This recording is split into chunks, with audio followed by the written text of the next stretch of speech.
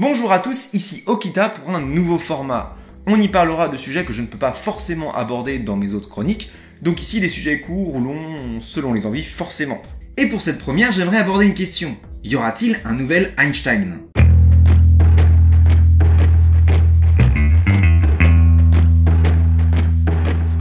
En 1915, soit il y a à peu près un siècle, Einstein finalisait sa théorie sur la relativité générale, une théorie qui reste encore aujourd'hui une théorie majeure en sciences. Il est considéré comme l'un des plus grands scientifiques de l'histoire, et sa réputation dépasse largement le cadre scientifique. À la fois philosophe, politique et scientifique, lorsqu'il parlait, les gens l'écoutaient. La preuve, c'est que même aujourd'hui, 60 ans après sa mort, on arrive à le citer sans sourciller, et appliquer ses propos à une situation qui n'a plus rien à voir avec ce qu'il a pu vivre. Un homme comme lui a pu devenir une espèce de gourou pour plusieurs générations et pour toutes les nationalités. Alors ma question d'aujourd'hui va être simple. Peut-on, au XXIe siècle, avoir un nouvel Einstein ? Et on va voir 4 points qui prouvent, selon moi, que c'est malheureusement impossible. Premièrement, et paradoxalement, il y a tellement de nombreux physiciens brillants vivants aujourd'hui qu'il est difficile pour un individu de se démarquer de la meute. Notre perception d'Einstein comme figure majeure est toute relative. En effet, s'il nous apparaît comme un phare dans la nuit, c'est que la nuit était vraiment très sombre. À l'époque, la physique était abstraite, incertaine, approximative et très restreinte. Et ça fait beaucoup d'adjectifs. Après Einstein, les sciences ont fait émerger des idées importantes pour notre monde, comme la bombe atomique, l'énergie nucléaire, les radars, les lasers et tous les gadgets qui composent les industries de l'informatique et des communications.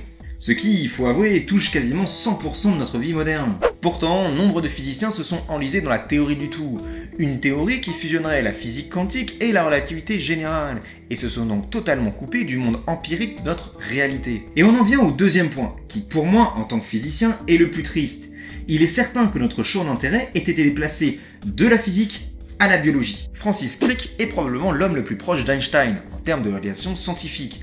Avec James Watson, il a démêlé la structure de l'ADN en 1953. Il était un important biologiste moléculaire théorique et a joué un rôle crucial dans la recherche du code génétique.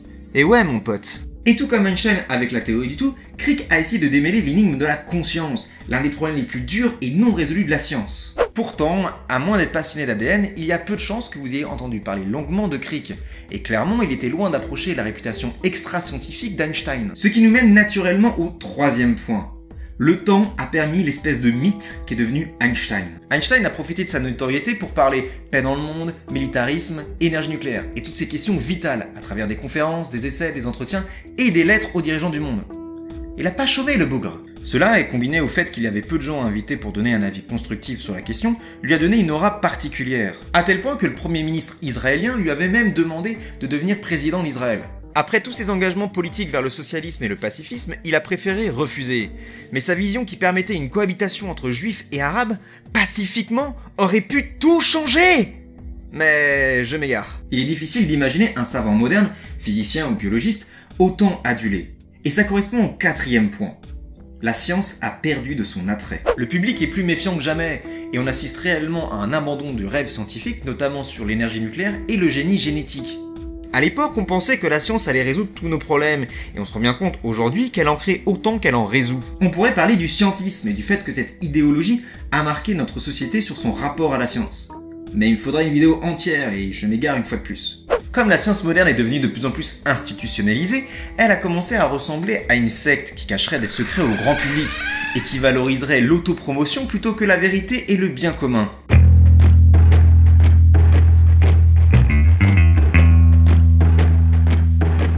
Selon le New York Times, Einstein était le champion de l'humanité face à l'inconnu. Mais je pense que nous ne verrons jamais un nouvel Einstein, car il était le produit d'une convergence unique de temps et de tempérament. Après, si on parle juste d'un super génie qui permet de repousser les limites de la science qu'on connaît actuellement, alors bien sûr qu'il pourra exister. Mais malgré tout, je ne pense pas que notre société de divertissement se pencherait sur quelqu'un qui tenterait de repousser les limites de l'esprit humain. En tout cas, pas pour l'instant. Merci d'avoir regardé cette vidéo et n'oubliez pas de la partager si jamais vous avez aimé. Si vous voulez en savoir plus sur Einstein, j'ai des liens dans la description qui sont en anglais certes, mais qui sont super intéressants. Donc n'hésitez pas à y aller. Sur ce, moi je vous dis à la prochaine. Salut!